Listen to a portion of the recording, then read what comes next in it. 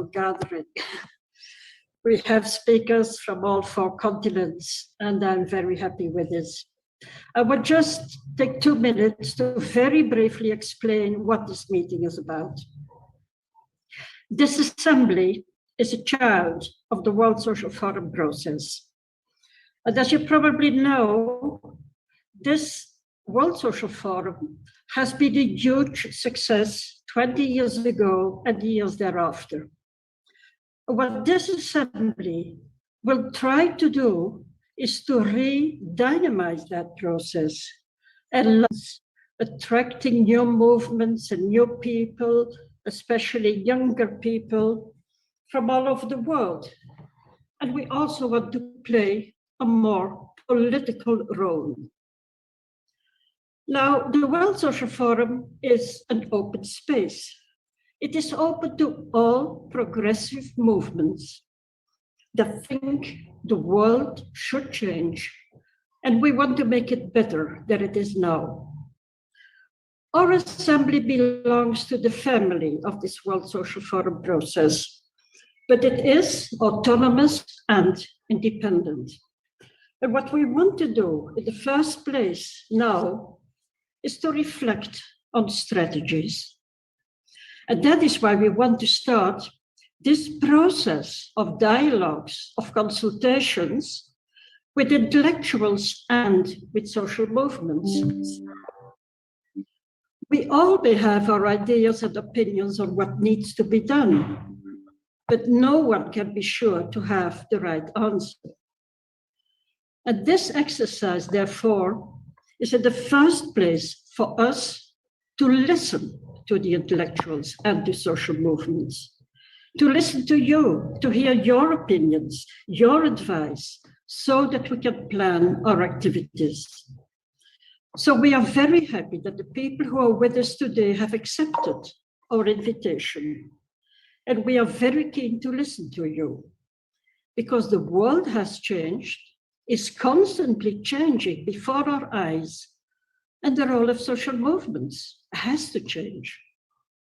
So we wonder how to improve our working, how to promote more common concerns, while respecting, obviously, our diversity, and also how to link up with progressive governments that are on our side. And we all know how progressive governments today are viciously attacked by the right. And it's enough to look at what is happening in Latin America with the governments of Peru, of Colombia, of Brazil, etc. So we are very happy to have this meeting here today. As I said, we have speakers from the 4 continents.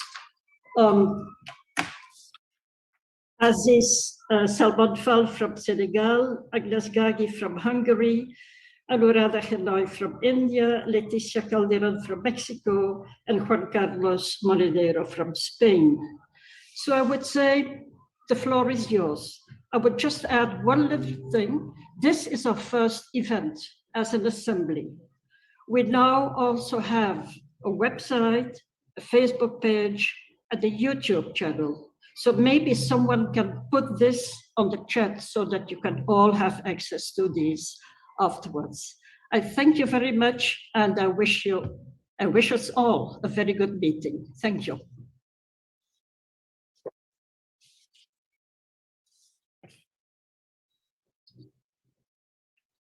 Muchas gracias, Francine. Bueno, no vemos en la sala, no veo en la sala. ¿Me escuchan? Sí, te escuchamos perfecto. Bueno, vamos a pedirle a todos los que estén aquí presentes, si usan audífonos con micrófono, eso hace que sea mejor el audio para los intérpretes. Y bueno, quería comentarles que, bueno, estamos esperando a Agnes Gaggi, que no ha podido entrar. Entonces le voy a ceder la palabra a Cis para que presente a Anuradha mientras buscamos cómo entra Agnes a la sala. Cis, adelante. Aziz Merci Francine. Muchas Merci gracias. Francine. En francés, por favor. Merci à tout le monde d'être présent avec nous dans ce premier forum. Bien de discussion stratégique du rôle des mouvements sociaux. Je pense que l'une des plus grandes réalisations du XXe siècle, c'est la création des associations, des ONG, des mouvements sociaux qui se présentent comme une cinquième puissance ou bien de cinquième pouvoir. La première intervenante dans ce forum, ça sera Indira Cheney de l'Inde. Elle est ex-présidente de la faculté d'études internationales Jawaharlal Nehru.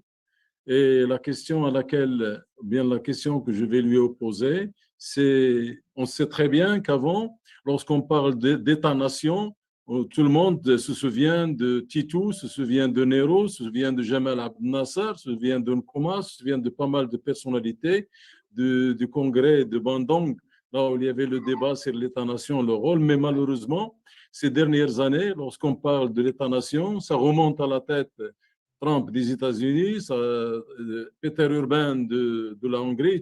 Donc, il y a un grand changement dans la définition de l'État-nation. Pour notre intervenante, la question elle est très claire. Comment elle voit le rôle de l'État-nation à notre ère, c'est-à-dire après le Covid, après toutes ces crises que connaît l'humanité, ces crises que l'hégémonie capitaliste la résume dans 3 F, c'est-à-dire une crise de fuel, food et financière, alors que pour nous, c'est-à-dire pour le mouvement social, on parle d'une crise des 3 E, une crise économique, une crise écologique et une crise d'équité. Donc, quel est le rôle des États-nations dans tous ces enjeux-là? Donc, à vous la parole.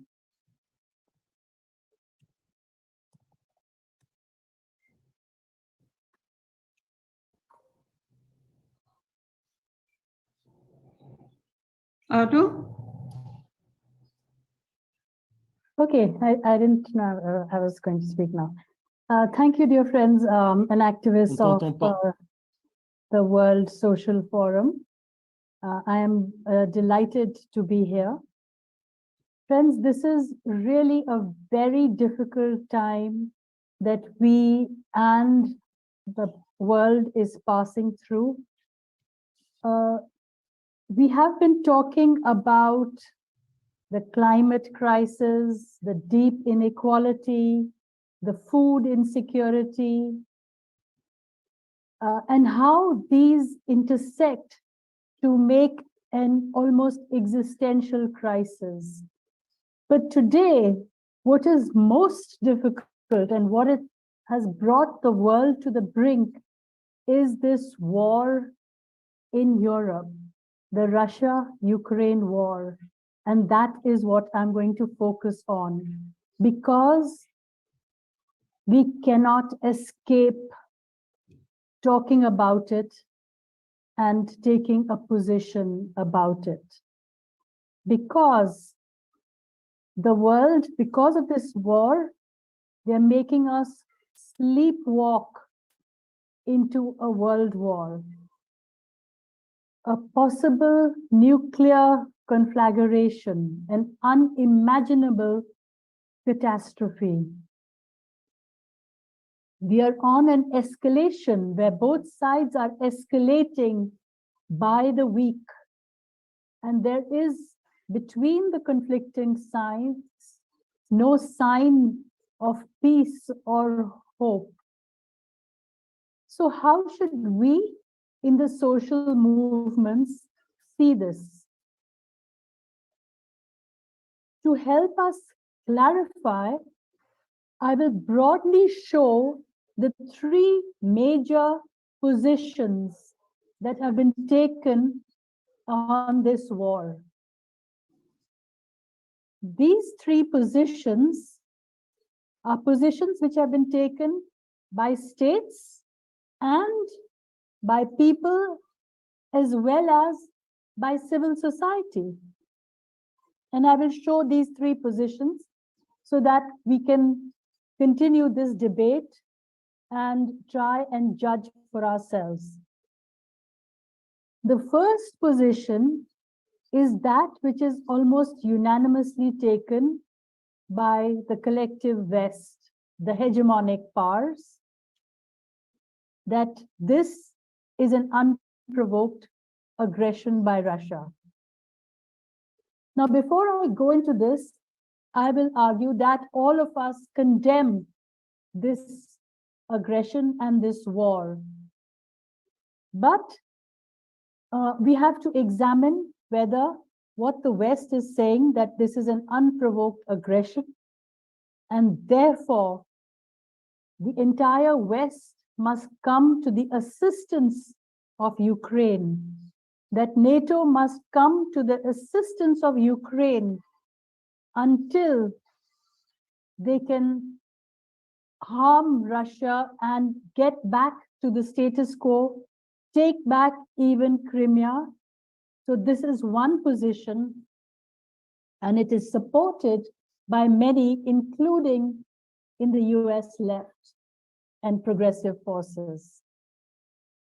The second position is that this is an inter-imperialist war, that both sides are imperialist.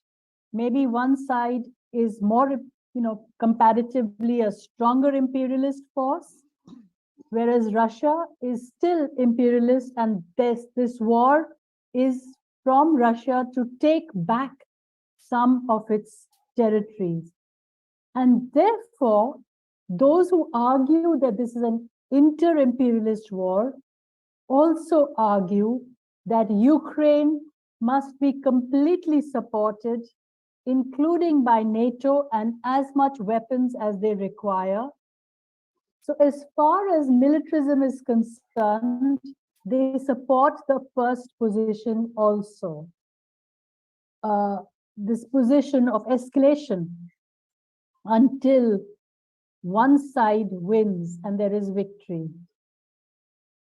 Now, the third position is the position, interestingly, which, and I'm going to talk about it at length, because this is a position taken by almost the entire global South.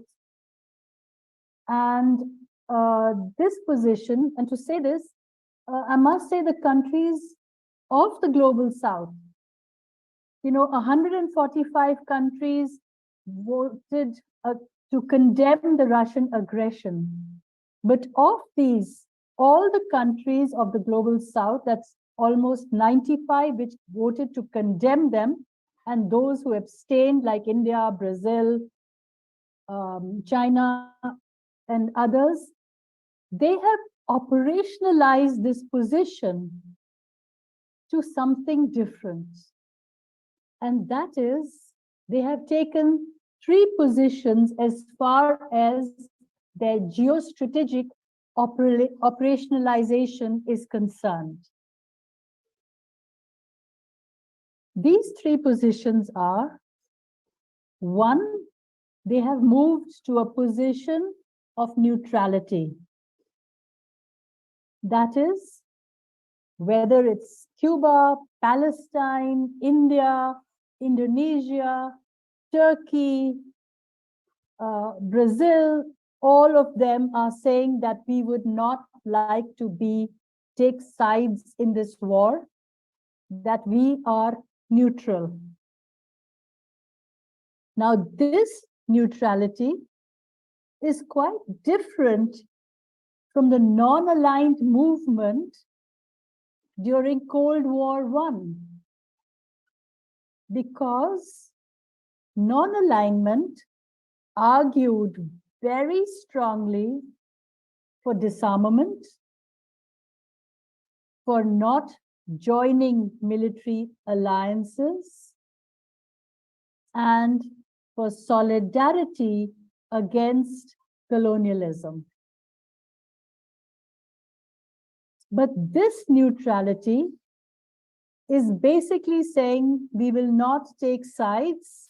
We do not want to be caught in this conflict. And many of the global South believe that this is a European conflict and we need to keep out. But they will extend this neutrality to the new conflict which is growing in the Indo-Pacific. where NATO is expanding into the Indo-Pacific. And I can give you examples of how.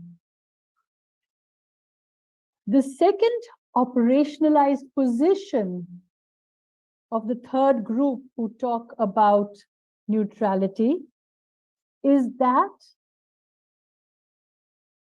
they oppose coercive economic measures, that is, sanctions.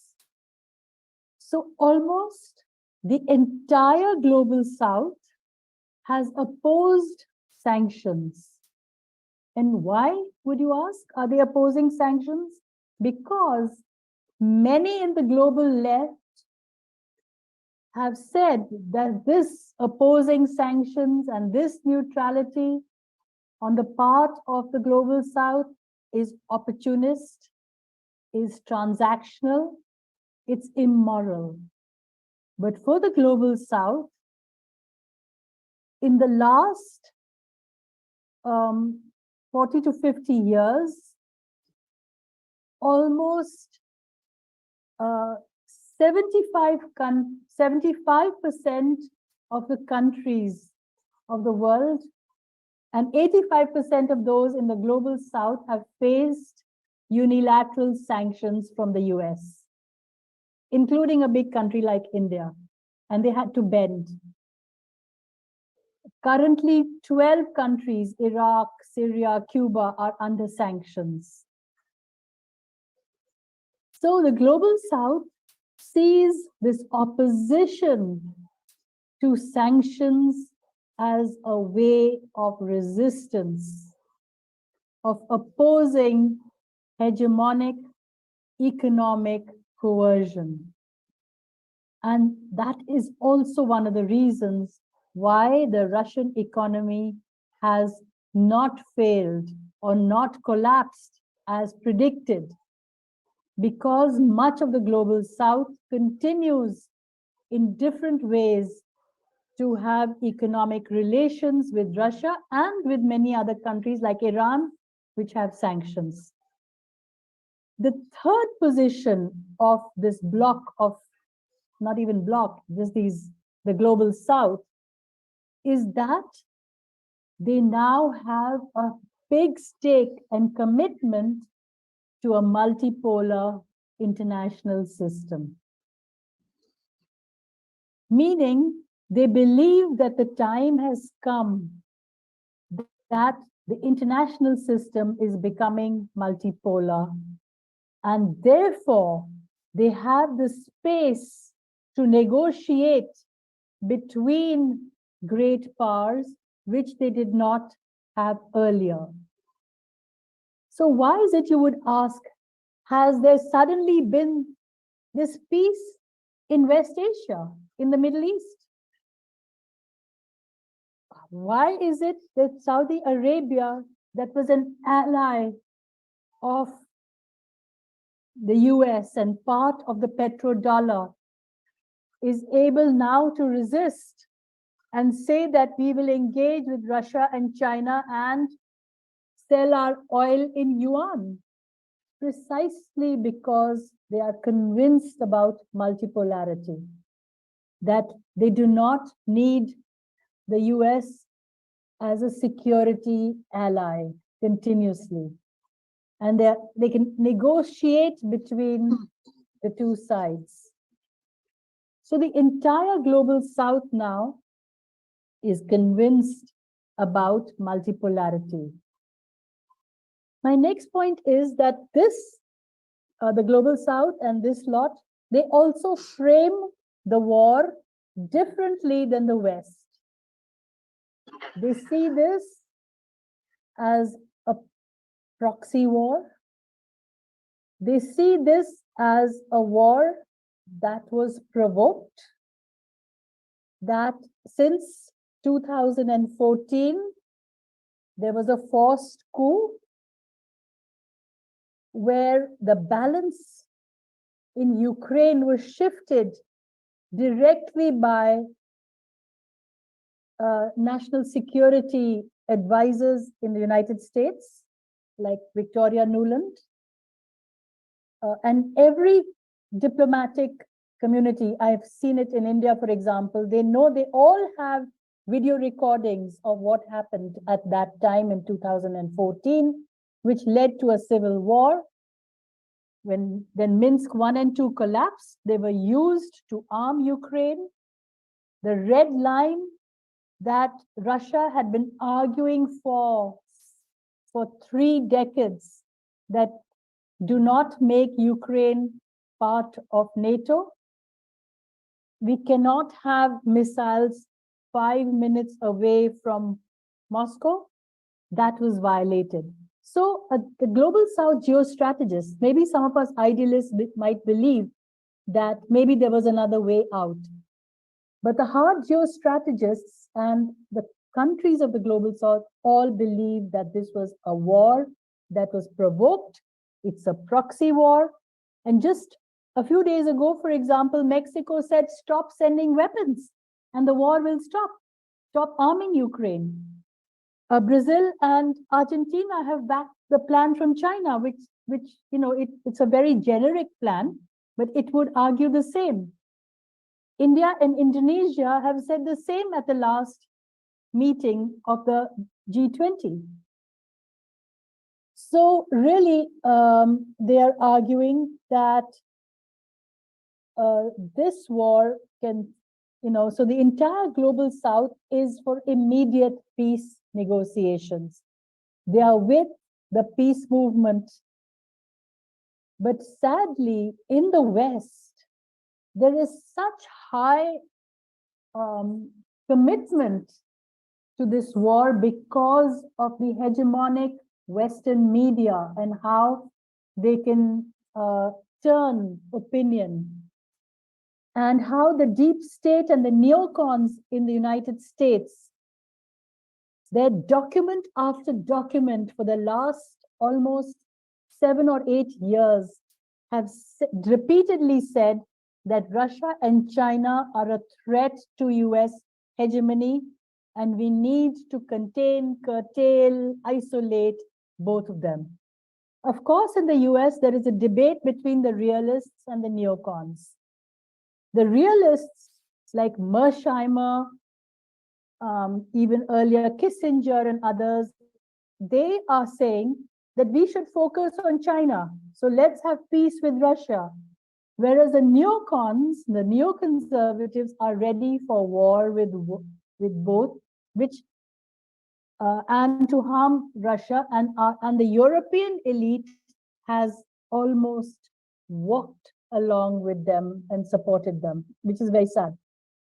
So friends, I would say that I know very often the World Social Forum doesn't take a position, and you would have in your forum all 3 points reflected: those who believe it's an unprovoked war, those who believe it's inter-imperialist, and those who believe it's a proxy war and it needs to end. But I think at least everyone should call for an immediate armistice, a ceasefire, and a peace talks, and maybe support some of the positions taken by the Global South. Thank you very much.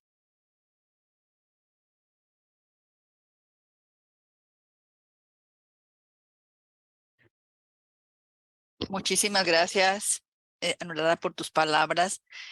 Yo quisiera, creo que es importante esto que señalas, ¿no? De hacer un llamado al cese al fuego y señalar que quienes estamos aquí organizando este espacio somos la Asamblea Mundial de Luchas y Resistencias del Foro Social Mundial. Y por supuesto que nos parece fundamental hacer esto que señalas. Y quisiera recordar algunas preguntas que giran en torno a este diálogo estratégico de luchas locales, alianzas globales. Nos interesa que ustedes nos compartan cómo están viendo el mundo hoy, cuál es el papel de los estados nacionales, cómo nos organizamos con los movimientos sociales, cómo pueden ser o cuáles pueden ser las metas a corto y largo plazo y con cuáles estrategias. Creo que por ahí vamos avanzando. Y yo quisiera presentar ahora a Aziz Salmon Fall. Él es miembro del Grupo de Investigación e Iniciativa para la Liberación de África y del Foro del Tercer Mundo. Es coordinador de la campaña internacional Justicia para Sankara y es presidente del Centro Internacionalista CIRFA. Es profesor en la UKAM y en la Universidad McGill, miembro de la Secretaría Ejecutiva DOC de la Internacional Obrera y Popular. Así, Salmón, adelante, te escuchamos. Tienes 12 minutos para compartirnos. Muchísimas Así gracias. es, okay. ¿Se habla en francés, por favor? Sí, puedes hablar en francés. Muchas gracias. Donc, merci beaucoup de m'inviter à cette importante tentative de faire un tour de table sur des enjeux qui nous préoccupent tous. J'aimerais prendre ce peu de temps que nous avons, en fait, pour élaborer sur les enjeux globaux du système mondial au XXIe siècle en termes de résilience et les ripostes aux défis.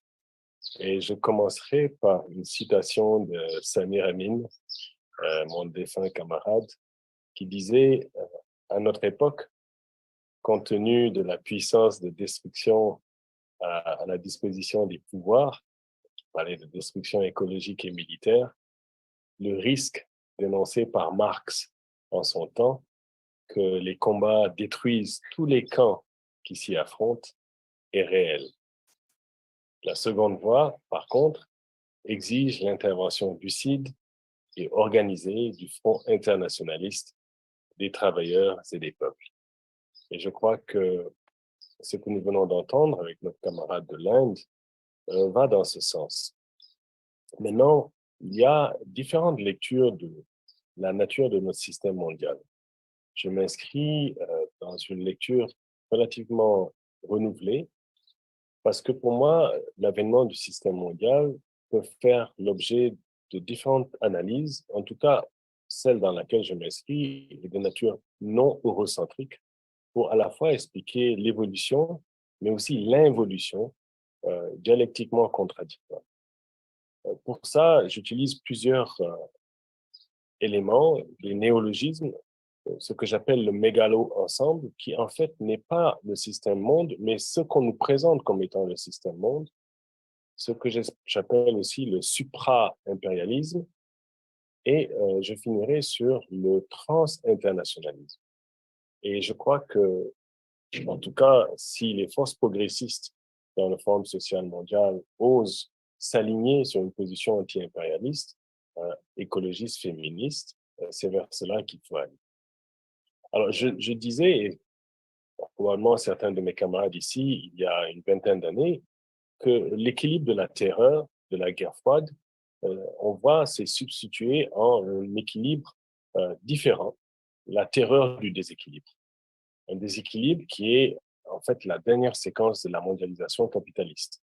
C'est un déséquilibre qui est précaire, qui est générateur de chaos, d'illusions, et à long terme, si la tendance se maintient, même d'anomie. Comme nous sommes amnésiques, on n'apprend pas du passé et notre futur se conjugue encore sur le mode violent.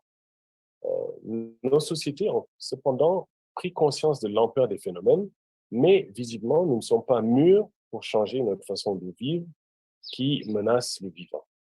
Et notre inconscience prédatrice a détruit un échafaudage de plus de 5000 ans. Bon, c'est ce qu'on appelle l'Anthropocène.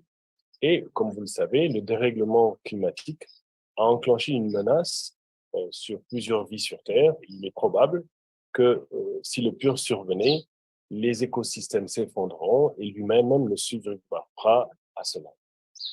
Nous savons tous que la cible qui est fixée en 2015 par l'accord de Paris de ne pas dépasser 1,5 degré de hausse de température est nettement insuffisant, comme en atteste d'ailleurs l'état des récifs coralliens, de la vie dans l'Arctique, l'élévation du niveau de la mer, etc.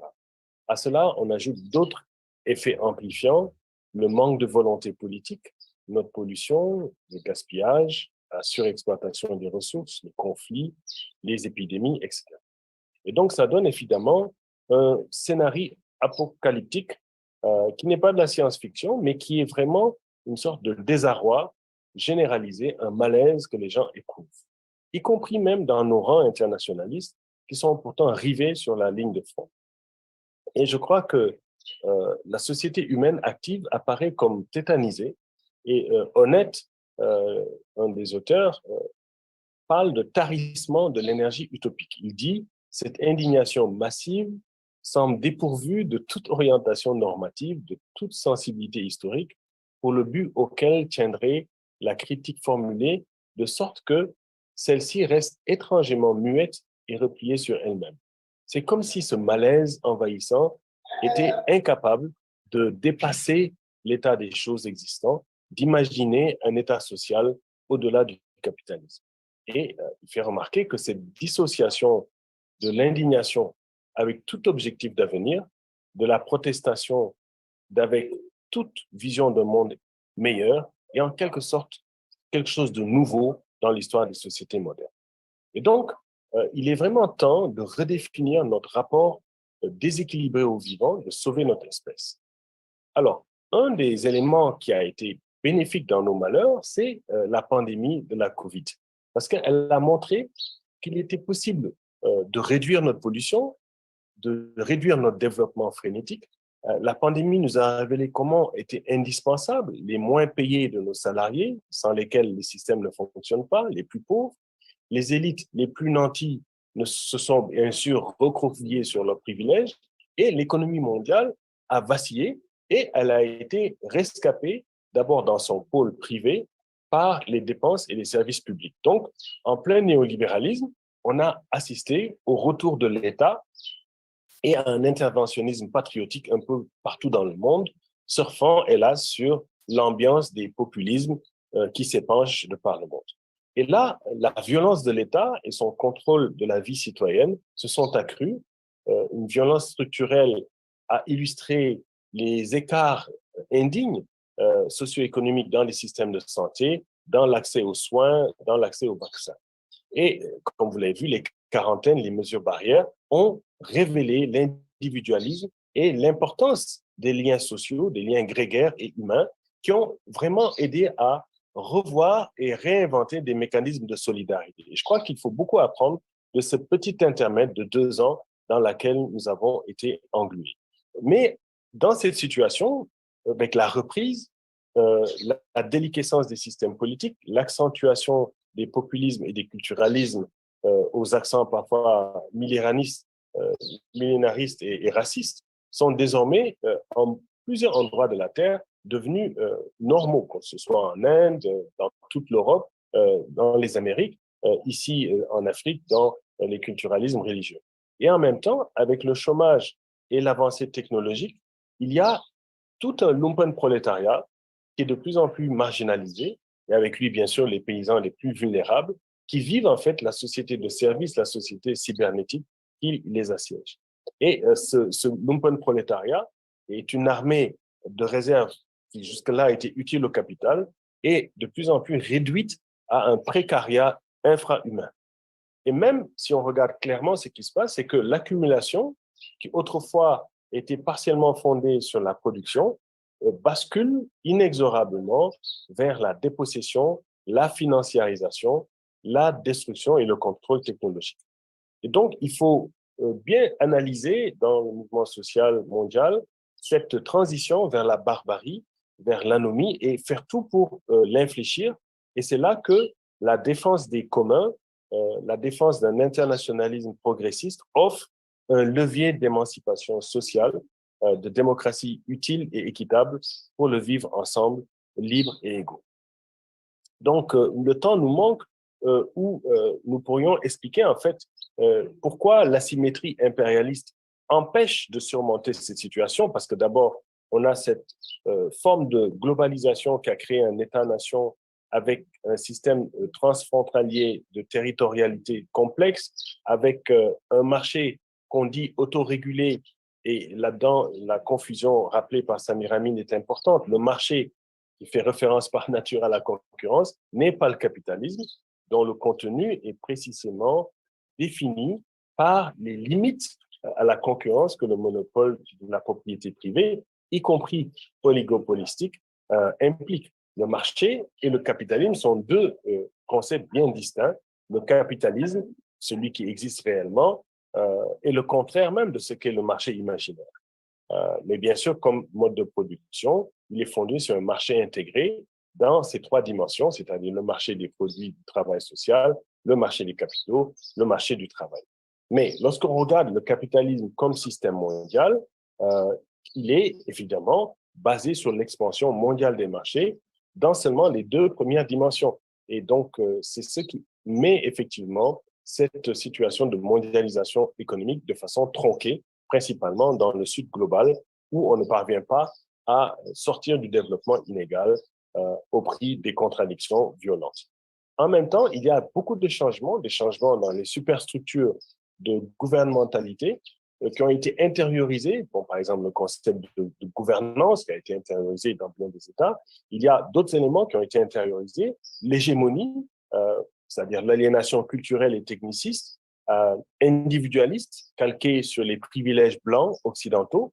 Et ça se traduit par l'atomisation individuelle de la culture moderniste, consumériste, cosmopolite, occidentalisée et cybernétique, où le citoyen disparaît et devient un usager, un consommateur.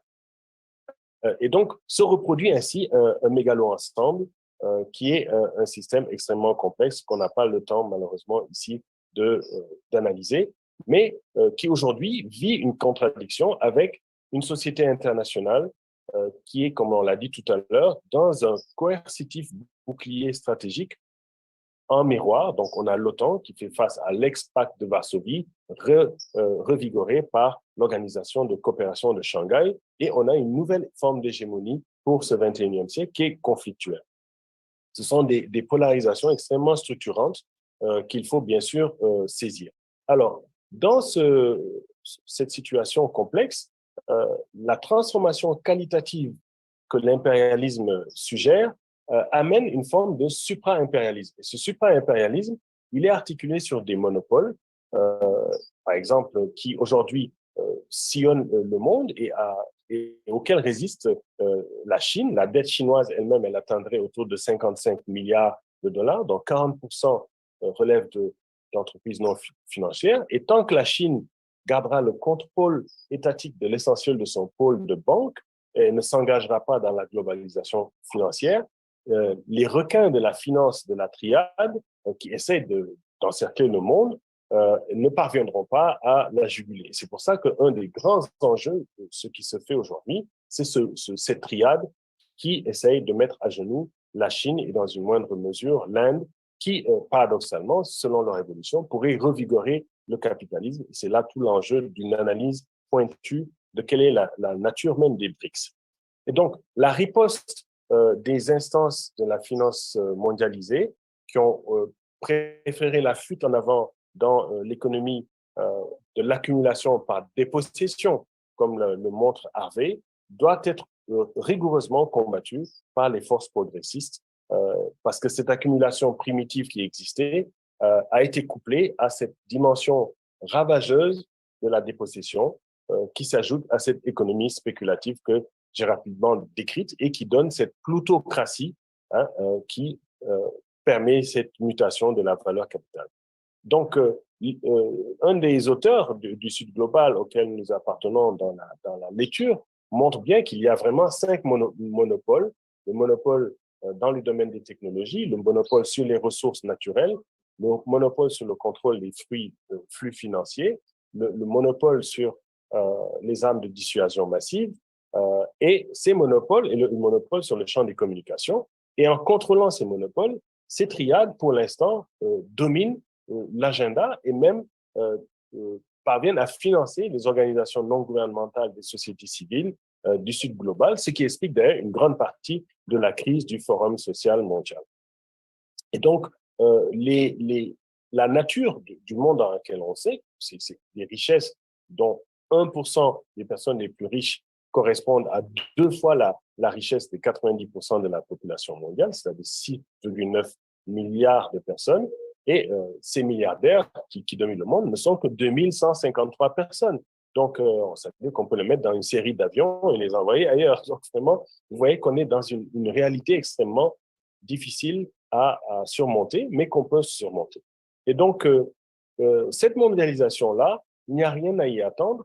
Et je crois que si on était un peu moindrement organisé, on pourrait d'abord essayer de mettre en déroute le libéralisme à tous les niveaux, au niveau national et mondial. Ça suppose de revenir à la marche de l'État, restaurer des droits souverains des peuples, c'est-à-dire donner plus de force aux mouvements sociaux, abroger les décisions imposées par l'OMC sur les droits des propriétés industrielles, abroger les éléments qui empêchent la gestion non marchande des ressources naturelles et des services publics, freiner le militarisme ambiant et la logique de guerre, pas seulement en Ukraine, mais aussi dans toute la zone d'Afrique du Sahel et la délinquance ambiante dans les Amériques, avec ces programmes de contrôle militaire de la planète, et mettre en déroute les conceptions libérales et néolibérales qui, de toute façon, sont en crise et accélérer la résistance vers cela. Et pour ça, je préconise ce que j'appelle le trans-internationalisme, c'est-à-dire la redécouverte que l'internationalisme, maintenant dans une dimension transnationale, doit réussir à comprendre que les luttes progressistes convergentes doivent d'abord s'irradier à partir de la contradiction antisystémique incarnée par le Sud global. Ça, il faut que les internationalistes du Nord le comprennent, qu'on puisse aller vers un autre système d'équilibrage auto-entretenu. Et pour nous, au Sud global, on doit tirer notre leçon des 6 décennies de l'ère de Bandung pour savoir que l'ère du non-alignement est finie et qu'il faut maintenant qu'on s'aligne contre l'impérialisme, que nous nous alignons résolument anticapitalistes en se cristallisant dans un internationalisme du XXIe siècle pour la défense du bien commun, la reconquête de la souveraineté des formations sociales et œuvrer vers une forme de 5e internationale des peuples en adaptant en fait l'internationalisme aux nouvelles dimensions transnationales. Et ça, c'est vraiment toute une réorganisation planétaire dans une éthique universaliste qui va prendre en compte la transition féministe, la transition écologique et sociale et redécouvrir dans l'urgence écologique la question de l'égalité, l'égalitarisme des chances, la justice sociale, l'engagement.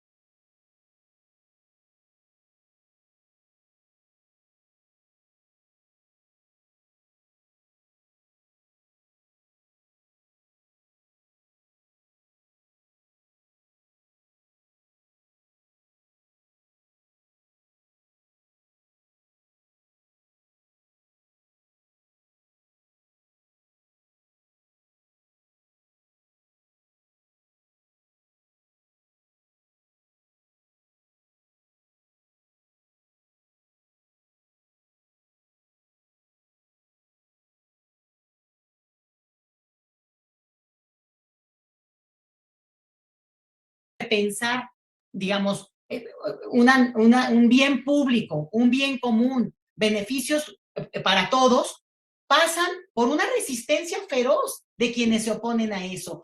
Y esa resistencia feroz también busca el poder. Y entonces, ¿cómo construir? Y me parece que ahí es donde estamos muchos en el día a día. El punto en el cual, por ejemplo, seguir hablando en términos abstractos, voy a decir un tema que es muy polémico, pero no me importa, del cambio climático. Por supuesto que está ahí, lo estamos viendo hoy mismo yo les hablo desde México con un calor que es insólito para esta temporada, pero el detalle está en quedarse en esa narrativa y seguir repitiéndola cuando hay detrás de eso devastación, extractivismo, desplazamiento y una serie de condiciones que tienen que ver con el capital y con esta lucha profunda que se libra en términos del día a día y otra vez desde el poder, pero también soportando a quién va a estar en el poder. Y otro aprendizaje que creo que desde América Latina tenemos que compartir, o yo lo comparto desde México, pero creo que esto nos ha unido más que nunca, decía yo, esto de la nación como una entidad que de repente queda corta, porque la realidad es que se es de más de una nación, se aspira a poder tener esa movilidad como un bien público del tiempo que vivimos, pero también el otro punto es cómo los poderes fácticos no tienen nacionalidad. Digo, Sería una idea tan marxista que suena obvia, pero la realidad es que lo estamos constatando como nunca. Es decir, el tema mismo de la apropiación de las riquezas naturales de nuestros subsuelos, si quieren ustedes nacionales, pero que pasan por la territorialidad. Nosotros en el caso de México tenemos una frontera con el país más rico del planeta, la hegemonía mundial que es Estados Unidos, y por el otro con los países diversos, muy complejos cada uno de esta parte llamada Centroamérica. Y al mismo tiempo, ahí compartimos esta riqueza, pero también la devastación y el desplazamiento forzado por violencia que tiene que ver con esto, por un lado. Y la otra, les decía yo que es un nivel tal vez más sutil, más complejo, pero a veces parece una caricatura, es una calca ridícula y es la construcción de una narrativa que golpea permanentemente desde los medios de comunicación corporativos. Esto pasa en México, esto pasa en Colombia, esto pasa en Brasil, esto pasa en Argentina, el país que me digan, vamos palomeando. Y el detalle con esto es que nos obliga a una reflexión en la cual salir de esta lógica en la cual las pugnas de los poderes locales, de los gobiernos, de quién va a tener un cargo público hoy, quién lo va a tener mañana, nos obliga a entender que esa narrativa y esa construcción de un discurso de la derecha que lo ha usurpado y sigue siendo el mantra, sigue siendo el discurso hegemónico en el sentido de que logró captar mucho del imaginario público mundial y también permite entender cómo se puede, digamos, acabar justificando. Doy un ejemplo. En Francia fuimos testigos, el mundo entero, de una resistencia de los trabajadores franceses contra la idea de apropiación del tiempo como el mayor bien que tiene un ser humano, la apropiación del tiempo en términos de la idea de la jubilación en cierta edad. Y al final, un decreto presidencial decidió esa pugna y se acabó. Por tanto, ahí hay una cuestión donde cómo los medios de comunicación, simplemente como un brazo, no los únicos, pero muy potentes, muy repetidos y casi visto desde México es fascinante, porque uno escucha esta retórica, esta narrativa en otros países similares al nuestro y es idéntica, donde hay racismo, hay clasismo, hay descalificación, pero sobre todo hay una idea permanente de, digamos, de mantener el discurso y los valores, más que el discurso, los valores que trajo consigo esta idea del neoliberalismo en su última etapa, ¿no? En su etapa que está ahí, pero está, digamos, peleando por mantenerse. Y voy a mencionar un último punto que para mí también es fundamental porque creo que es la narrativa en un segundo nivel donde, por supuesto, como al inicio, ¿no? Lo presentaba Anuradha, esta cosa, bueno, la guerra que nos provoca a todos y nos hace reaccionar también desde los lugares desde donde hablamos. Pero el tema de la justicia, y no hablo de la justicia como un ideal, hablo de la exigencia de la justicia cotidiana. Y lo que vemos en países como México, pero no miento si puedo extenderlo a América Latina, pero desafortunadamente creo que México se lleva la peor parte, es el nivel de impunidad que la propia legalidad de países como México justifica.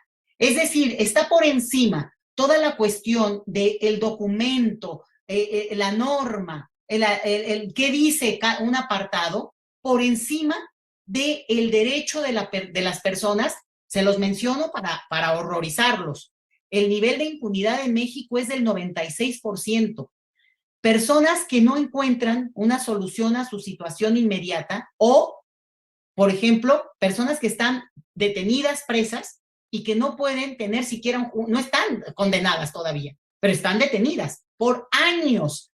Alguien podría decir, bueno, pero hay un nuevo escenario abierto, progresista, de gran golpeteo cotidiano, pero los poderes fácticos, como el poder judicial, en el caso de yo hablo de México, pero insisto, No miento si esto es repetido en la realidad postcolonial de un continente como América Latina, en este caso América Latina, pues, en el cual esta fricción y este control y este poder desde el mantra de la justicia está en el día a día de esta pelea, les decía yo, no solo por el poder, sino también por realmente modificar la narrativa. Y cierro con una cosa que me parece importante.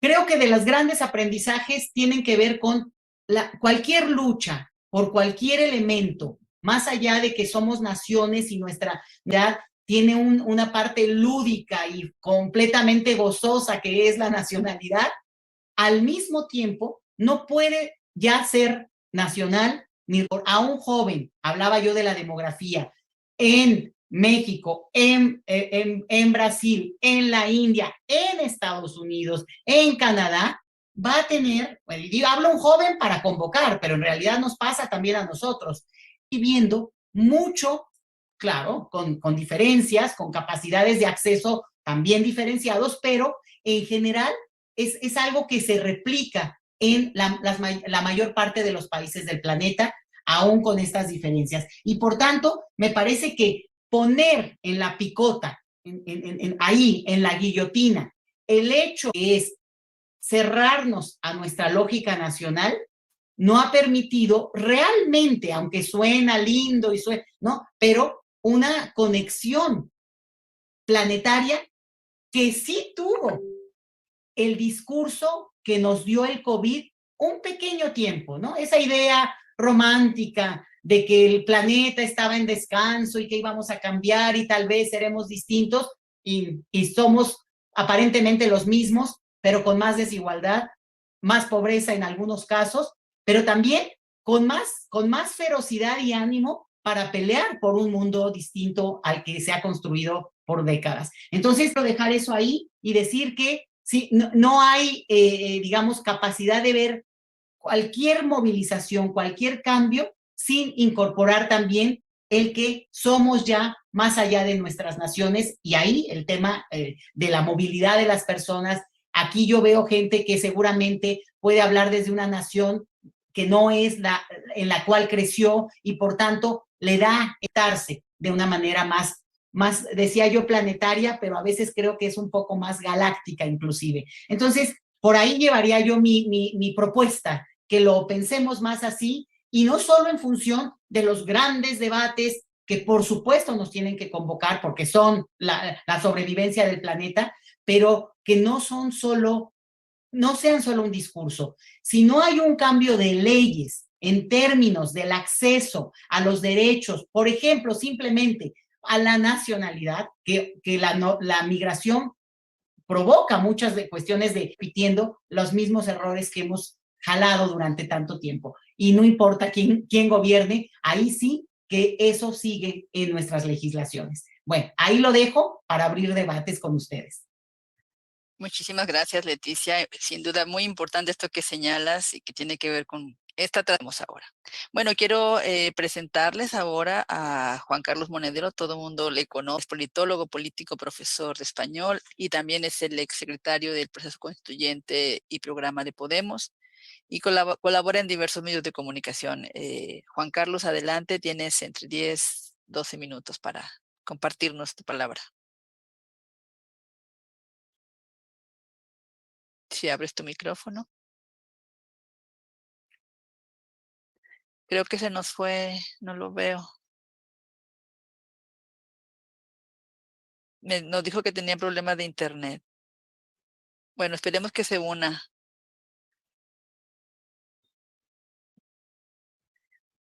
Bueno, así presenta a Agnes y vamos a esperar si regresa Juan Carlos.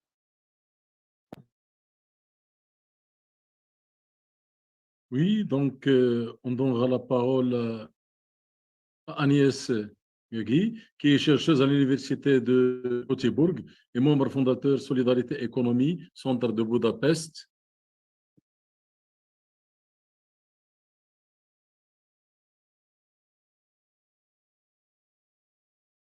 Sí, ahí la veo. Yes, I am here. Oui, Sí, ahí está. à vous la parole, So, Agnès. Can I share a presentation?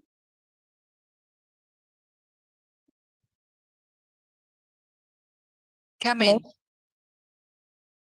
Je Yes. pense que Rossi, il a la main, il peut vous donner la possibilité de partage d'écran.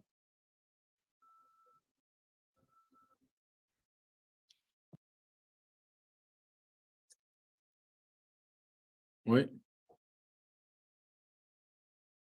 Now you can see it.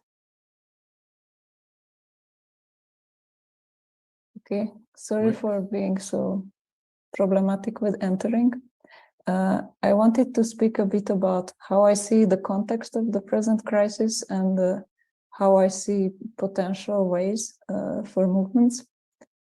So maybe many of you know this graph. It is how Giovanni Arrighi from No hay the World... traducción, no hay traducción. Hello? Shall I go A on? ver si ahora sí. It's okay. Yeah. So this is a graph from Giovanni Arrighi from the World Systems School, where they were thinking about how capitalism as a global system develops through history, and they were identifying big historical cycles like the Dutch, the British, or the US dominated cycles. These were named according to the hegemon, but they don't only speak about the British, and they speak about the way the whole global economy and politics were organized during these cycles. And this graph is about how accumulation happens during the cycles.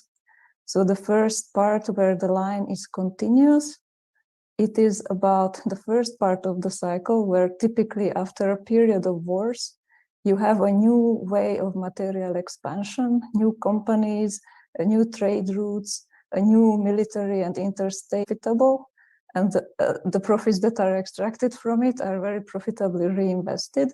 So it is a very beneficial moment until this same material system becomes exhausted in the sense that it cannot reproduce and overgo those profits that are reinvested into it. And like this, the system enters in its crisis phase of the cycle, like ours has after the 70s.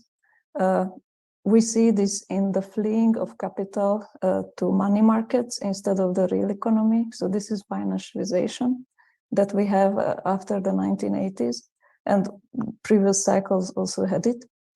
And in the real economy, we have the cost cutting, the decreasing share of labor in the capital incomes, and also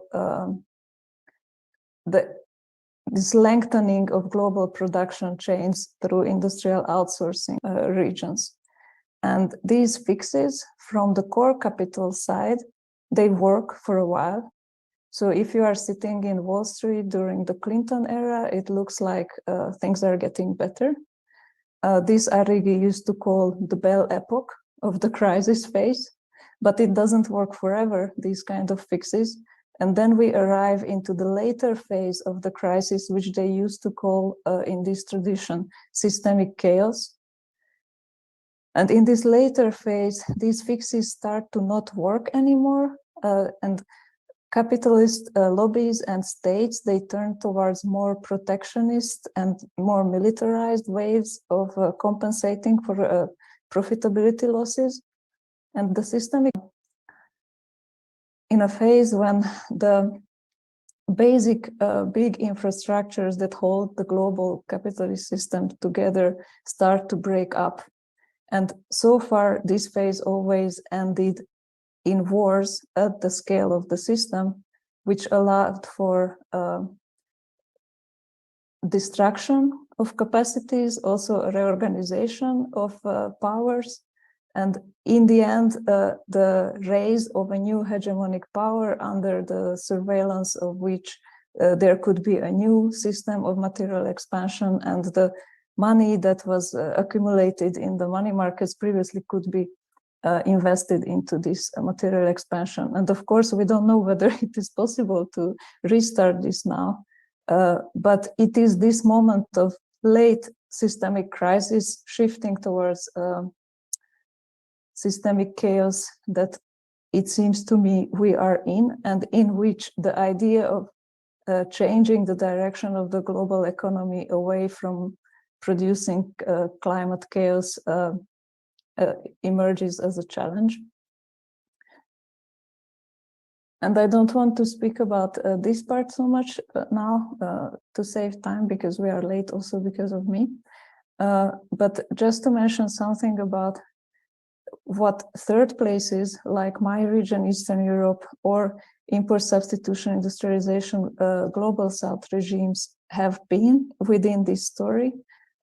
During the first part of material expansion, we were trying to do import substitution, industrialization. Then we were also approaching the exhaustion of the capacities. Then we sank into debt, first cheap debt during the 70s. Then it became very expensive as they raised the interest of the dollar in the early 80s.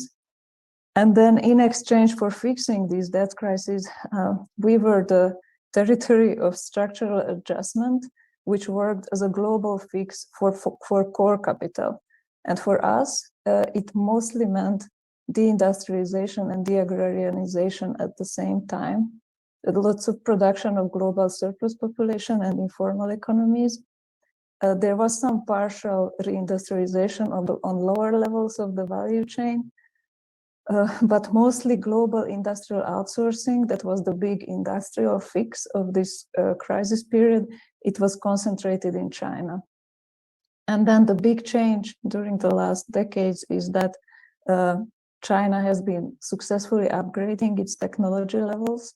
So while in the beginning it made sense for instance, US high-tech companies to outsource production in China where it is cheaper, but they could still capture the profits from it because they were dominating the value chain.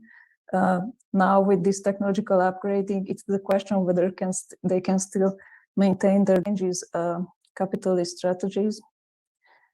So after 2008, there was this huge Chinese economic stimulus, which they could do because of all the hard currency they had from being the manufacturing exporter of the world.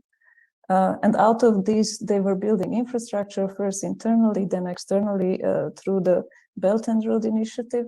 But they were also using it for state-led, state-organized technical upgrading.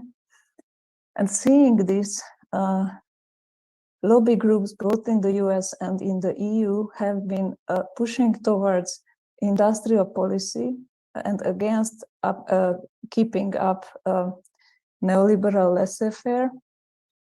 So they basically wanted the state to help local big capital to maintain their positions. And by now, this is the explicit politics of the West. And in the external trade, it is associated by this geostrategic decoupling, meaning that you are trying to push your trading partners and geopolitical allies to decouple your trading and technology chains from Chinese ones. And this means an increased militarization, both of industrial policy, where most of state industrial policy subsidies go, and both in terms of the militarization of external trade. And in relation to Russia's war on Ukraine, there is another decoupling that has been imposed, that is global sanction politics. So for many countries in third positions who are equally dependent from Chinese, Western, and Russian connections, there has been this increasing discourse about non-alignment or active non-alignment, because it is impossible to maintain the national economy if you have to decouple and enact these sanctions.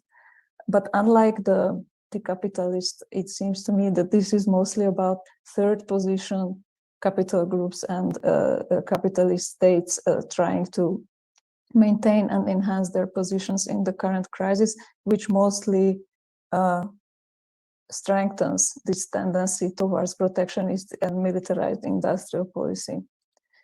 And it is in these conditions that the green transition is supposed to happen, and it is happening, but it is happening according to the conditions and power groups that are active within these situations. So as Daniela Gabor, mostly green transition is happening by states de-risking private capital, for which the positive argument is that there is not enough public capital compared to the volume of changes that are needed, so we need to incentivize private capital.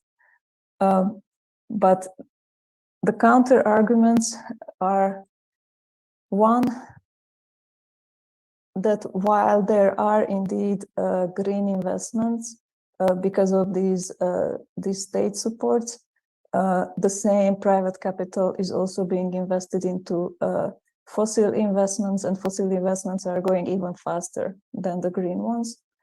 The second counter argument that is typically voiced is that, like this, green transition is unplannable. So, for instance, most of the subsidies go into electronic vehicle production, but meanwhile the transmission systems are not updated, so you don't know how those electronic vehicles are going to be operational. Lots of green capital investments happen in a socially and ecologically extractive way, and that's the major direction. And the third counter argument is the new global debt crisis. So there is a new debt crisis wave looming because of the dollar rates having been raised again, just like in '82. And there is a new wave of structural adjustments being prepared because of this. And those structural adjustment packages in terms of green transition, they look like obligatory privatization and extractivism packages. So in terms of this, the main idea regarding state politics during the last 10 years has been the Green New Deal, where the idea was that there should be public investment happens that should result in decent jobs.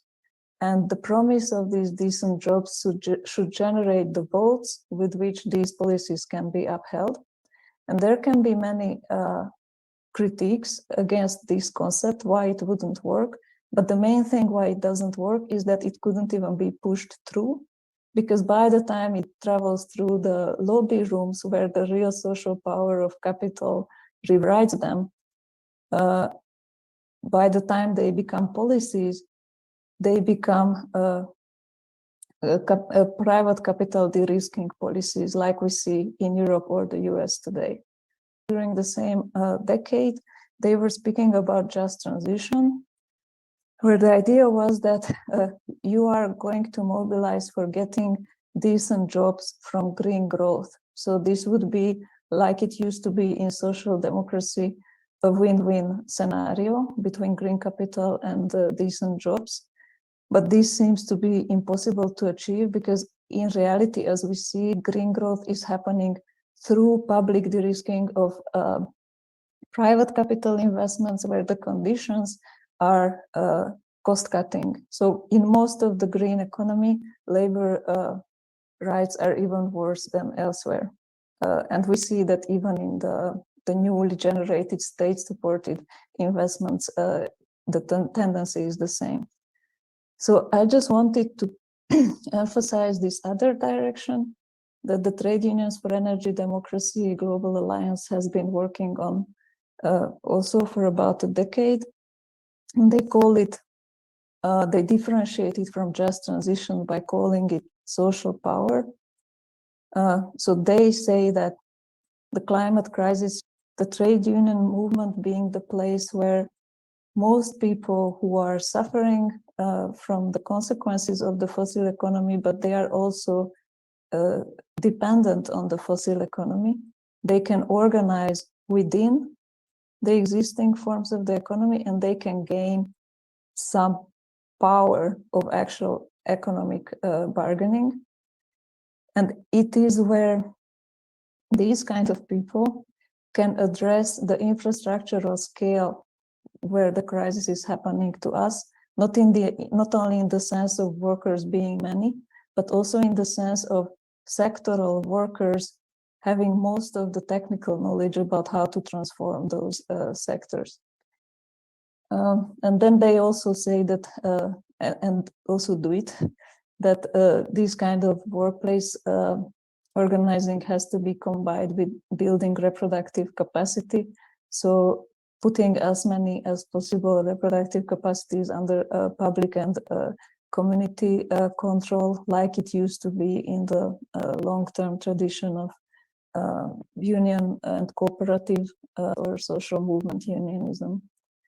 And this is all I wanted to say. I just put here some quotes from these movements to have an impression of how they speak.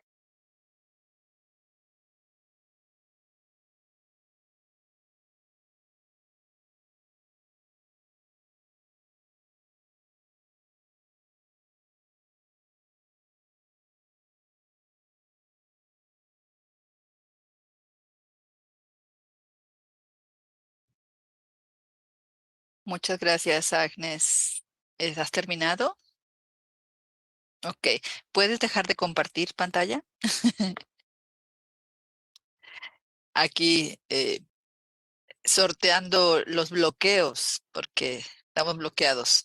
Algunas personas no han podido entrar, otras han tenido que usar otros canales para entrar. Y bueno, muchas gracias. Hay algunas, creo que lamentablemente no logró reconectarse Juan Carlos Monedero. Lo lamentamos mucho, esperamos que la próxima vez él pueda estar. El tiempo también va corriendo, como ustedes saben, y el tiempo aquí virtual también es tiempo valioso. Le queremos pedir a Norma que nos comparta, por aquí han estado pasando algunas preguntas en el chat, y si nos las comparte brevemente para después darle 3 minutos a cada uno de ustedes, que hagan una reflexión de cierre. Entonces, Norma, dime si está preparando ahí está sacando las notas que ella. Bueno, también decirles que la transmisión la estamos haciendo en el Facebook de la Asamblea Mundial de Luchas y Resistencias, la cual también hubo un bloqueo también, tuvimos que volver a pasar el video. Afortunadamente tenemos una transmisión corrida y logramos salvar. Tenemos la grabación aquí, tenemos otra grabación en oculto, entonces esperamos lograr que se salve la mayor parte de lo que se ha conversado hoy. Norma, ¿estás lista? Adelante, abre tu micrófono, por favor, y hablemos pausado, recordemos. Es cierto. Sí, en nuestro grupo de la asamblea hemos estado debatiendo y tratando, digamos, de escuchar todas estas voces que nos llegaban, y tuvimos, digamos, tratamos de sintetizar algunas preguntas que nos parecían importantes, ver si tanto los expositores como los oyentes pudieran aportar, ¿no? Lo primero que pensábamos era si ven, digamos, que existen algunas, o sea, si ven tendencias o signos de que hay, digamos, formas predominantes de articulación hoy entre los movimientos sociales. Algunos plantean que las alianzas geopolíticas están virando hacia lo global, ¿no? Y otros, en cambio, plantean de que estarían estas alianzas digamos, o articulación entre los movimientos, teniendo mucho más que ver con lo local y estratégicamente con aliurales, es decir, en determinado momento y luego se desarman. Entonces, bueno, esta sería una idea de qué está pasando en las distintas regiones respecto a esto. O sea, la idea también es si está apareciendo signos de mayores redes de solidaridad a nivel social, o en cambio de bloques que están intentando estructurarse más. La segunda pregunta que tenemos es cuál es la relación creciente, entendida en términos de confianza o desconfianza, de los movimientos sociales con los intelectuales, los partidos políticos, los sindicatos, las instituciones públicas y las organizaciones no gubernamentales. Es decir, con las organizaciones y las instituciones que de algún modo fueron centrales en las décadas pasadas. Y por último, si aparecen en el horizonte algunas luchas transversales a los conflictos locales, socioeconómicos y territoriales que faciliten acciones globales desde distintas regiones. Por ejemplo, es decir, como estos que están apareciendo en mente, de la fuerza de la economía social, del buen vivir, de estados plurales descentralizados, de gestión comunitaria de las instituciones, es decir, estas nuevas formas que empiezan a aparecer, es decir, que ya estaban, pero que empiezan a aparecer con mayor visibilidad en este momento de crisis global.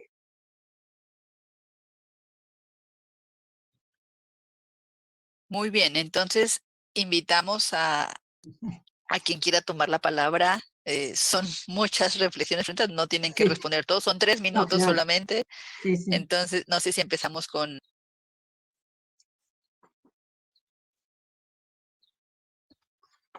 Well, I have not been part of your earlier discussions. I've gained a lot from this, and I really agree. And I think this is whatever has been expressed. Traducción.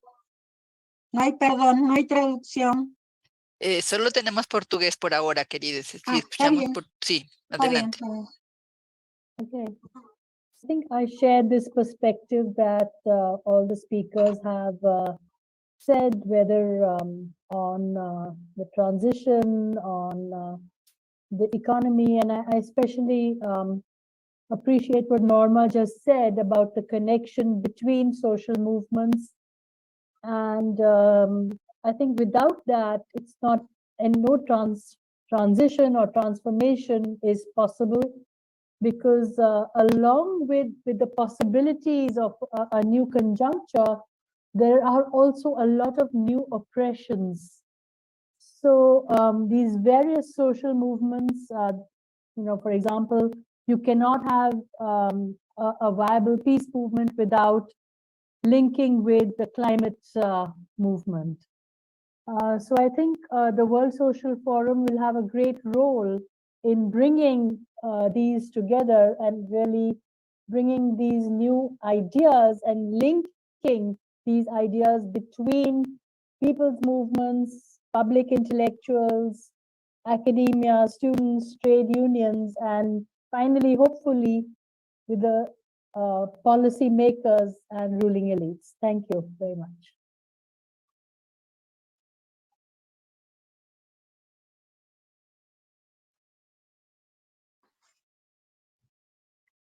Muchas gracias.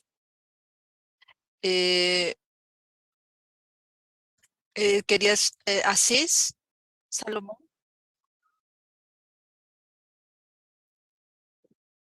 Oui, d'un point de vue relativement différent. Ici, vous savez, en Afrique, ici en tout cas en Afrique, on a deux préoccupations.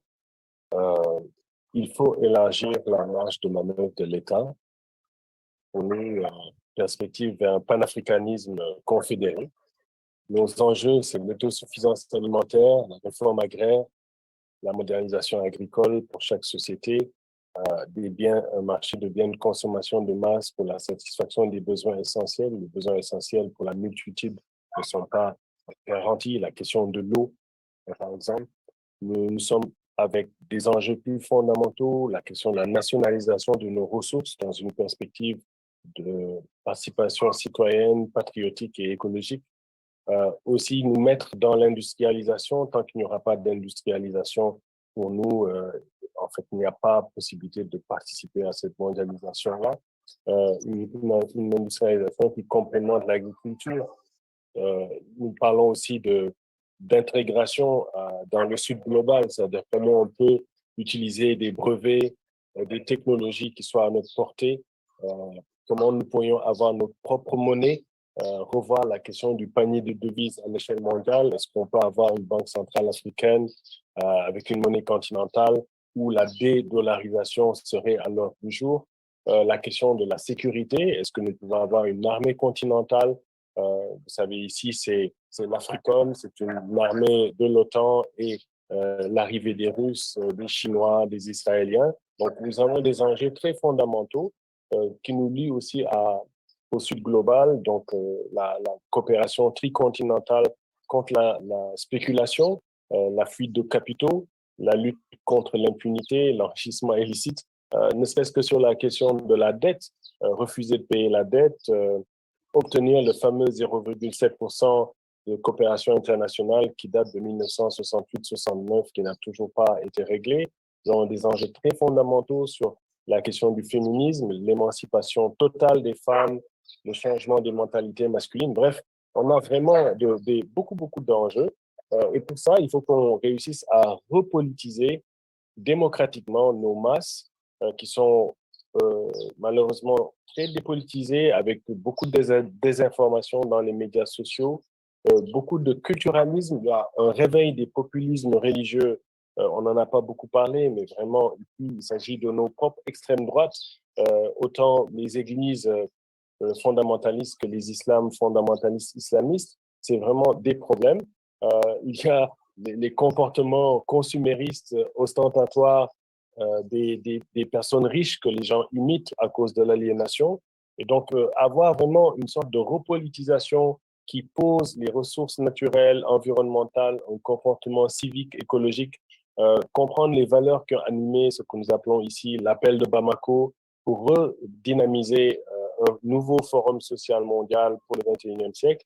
Vraiment, c'est un peu ça qui est à l'ordre du jour de nos esprits progressistes. Donc, on aimerait œuvrer pour un monde humaniste, progressiste, polycentrique, qui préserve les biens communs avec un développement responsable et populaire. Donc, c'est vraiment ça qui nous anime. Merci, Aziz. Je donne la parole à Laetitia. Pero Leo está con la mano. Leo tiene tiempo. Après, on va lui donner la parole. Après, Okay, merci. et Agnès, on donnera la parole à Léo. Oh, bueno, yo más bien... Do you hear me? Oui, oui. I will speak in English. Thank you very much for this gallery of thoughts, which I find if we put them together like a puzzle from the political, economic, ecological view and so on, there is no contradiction whatever. I only ask myself, and especially to Laetitia, what is the instrument which this change to overcome the nation state, nationalism, and everything you pointed out so well can be overcome. And my idea in this, which I would like to promote also within the Assembly and the World Social Forum and so on, is a new kind of constitutionalism. That's to say, in order to make changes in the relation to justice system or whatever you pointed out, Laetitia, this has to have a form which breaks with the traditional nation-state concept, which since the French Revolution has been very, very much focused in order to open up, and there I come to what Norma said, to open up on both sides, towards the global level and towards the local level. But in order to be able to create this force, we need a real profound change of the constitution, because if you have only this system of parliaments, representatives, and so on, you will not get to the point where you can constitute, let's say, an alternative force. And the last thing I wanted to tell to this excellent exposition about the economy, there must be a separation between economy and politics, in the sense that not economics directs the world system, but that politics is the political level is a force of its own right. And we, as a World Social Forum, could contribute, perhaps not in making the changes, but in promoting what has been said, the alliances which should constitute a real force with a goal, a very precise goal, which we all could think up, but which has to start with the reform of the nation state. Thank you. Thank you, Thank you, Leo. La parole est à Laetitia. Merci. Bueno, yo creo que ese es el debate y gracias por el comentario, Leo, porque yo creo que estamos en ese momento de tensión y yo mencioné el tema de la pandemia porque es exactamente una experiencia que es un referente para todos en un tiempo idéntico, ¿no? Y que en ese sentido tendríamos como que no dejarlo como experiencia, porque evidentemente las luchas acaban siendo muy locales, aunque sean vistas por millones de personas. O sea, yo mencioné el ejemplo de Francia, lo acompañamos mediáticamente, le dimos seguimiento a lo largo de semanas, ¿no? El planeta, vamos. Y sin embargo, al final el resultado es completamente local, como tú dices, donde se impone la lucha de poder que está ahí y se acabó. ¿Qué podría haber pasado si hubiera habido una réplica en otros lugares? Pero incluso y sobre todo, ¿qué hubiera pasado si se hubiera entendido más y mejor qué está detrás de esa lucha en términos del sentido mismo de la vida, vamos?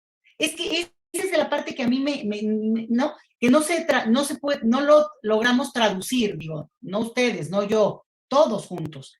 Y ahí es donde creo que hay que trabajar en algo que es más fino, que es esa narrativa, porque si no, la lucha internacional queda eso, como suma de delegaciones ¿no? Y al final, lo transversal es por lo que se lucha, por lo que se considera que hay que modificar, reconociendo las desigualdades, los momentos distintos, pero yo agrego un dato, y por eso mencioné el tema de la demografía, porque sí tenemos que entender que el cambio demográfico que estamos viviendo nosotros en una edad ya más avanzada, pero que es justo que se ubica en lo que serán las próximas décadas, es muy fuerte.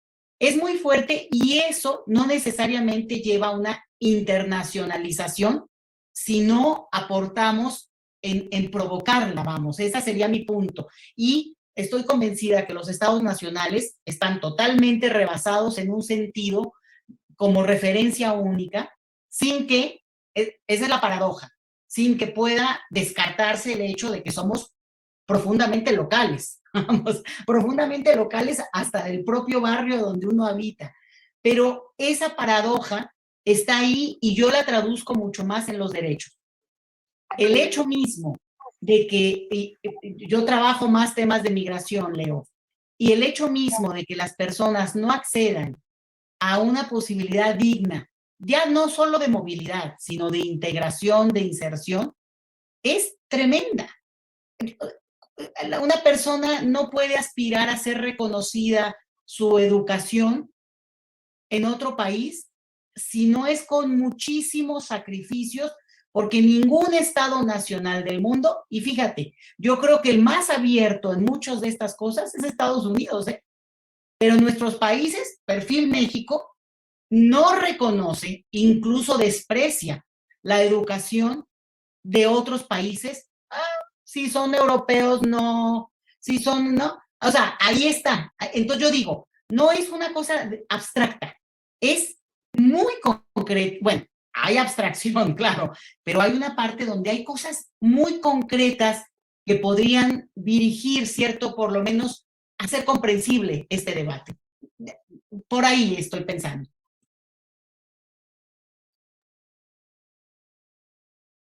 Merci, Laetitia. Je donne la parole à Agnès, mais avant de lui donner la parole, je tiens à remercier encore une fois nos interprètes qui nous ont facilité cette rencontre-là. Agnès.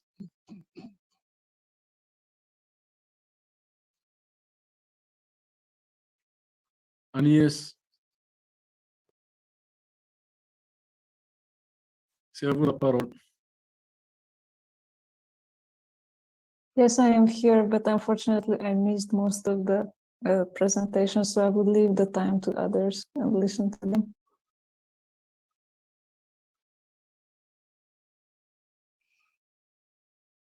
Donc, pour conclure, je redonne encore une fois la parole, comme au début, à notre camarade Francine, qui va essayer un petit peu de nous résumer tout ce qui a été dit dans cette rencontre-là.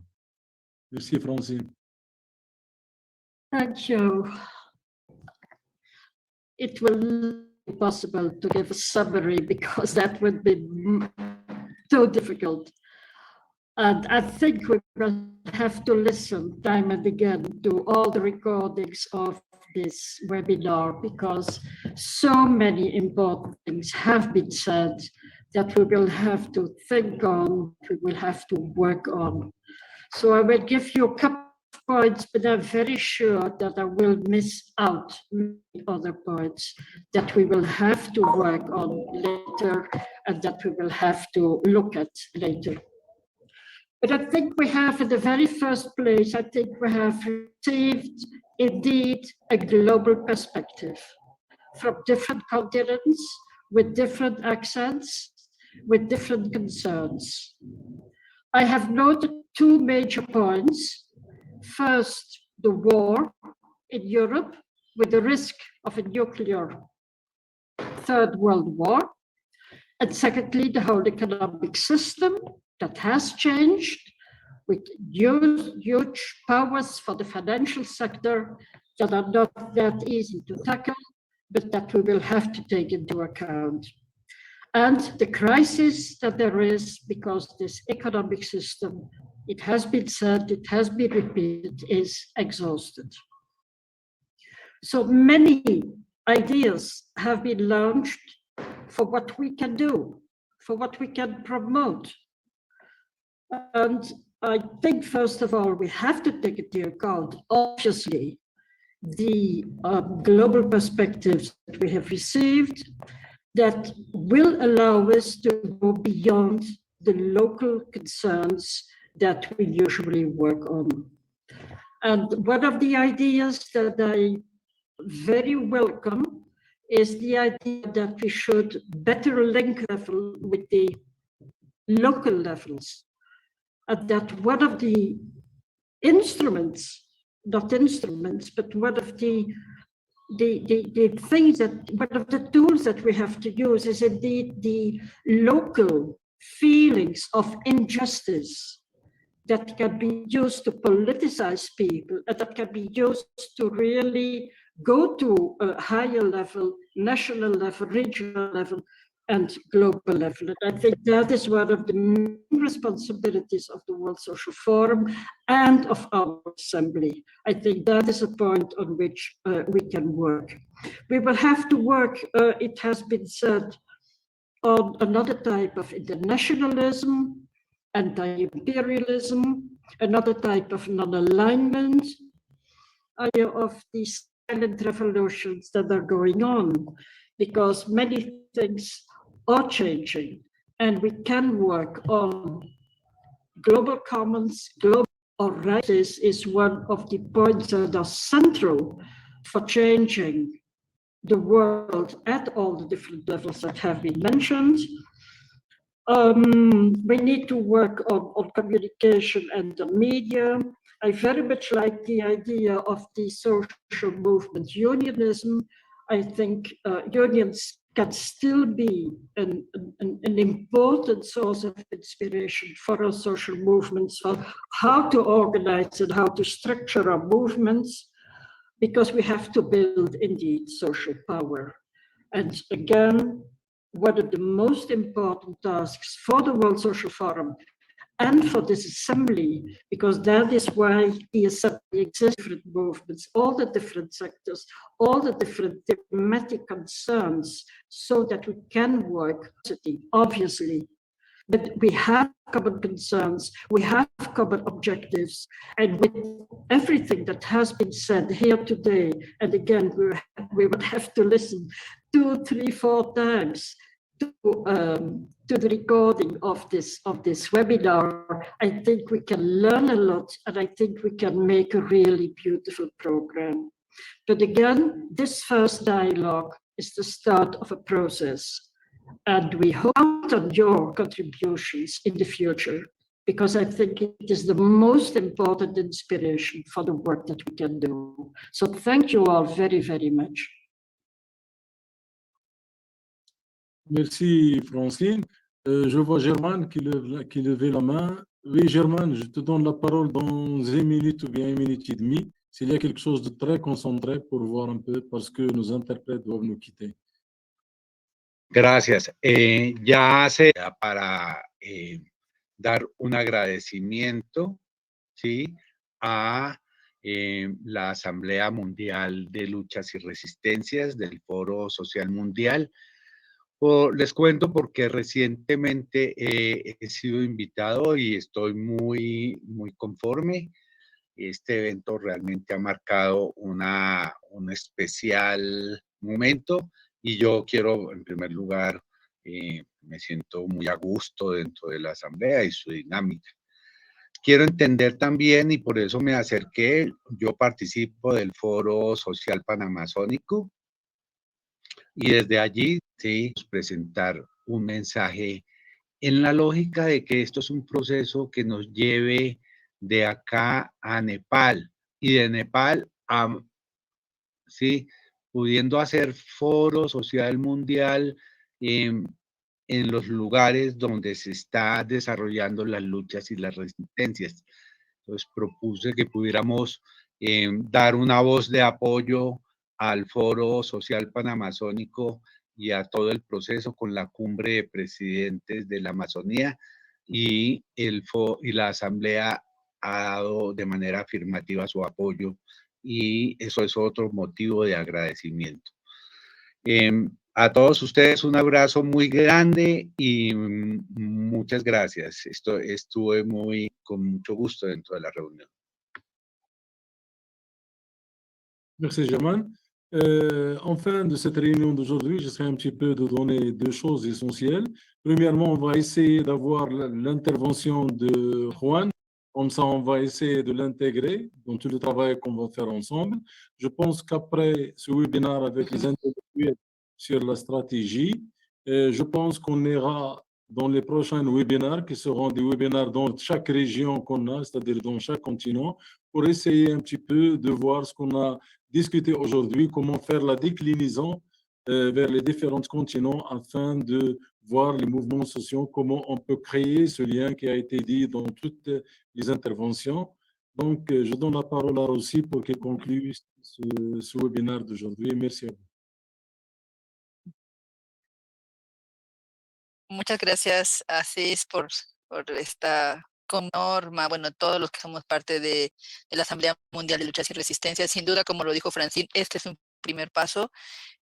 Ha sido muy importante lo que ustedes han dicho y hay que seguramente reescuchar lo que nos han compartido y seguir llamando a movimientos a que sean parte de esta asamblea, que es por la dignidad de nuestros pueblos, por la vida digna, por todo lo que queremos cambiar y transformar. Gracias a los intérpretes, nos vemos en la próxima y seguramente vendrán nuevos webinarios, diálogos y espero que en algún momento visitas a los territorios para todas. Chao, chao. Gracias a todos. Thank you all very much.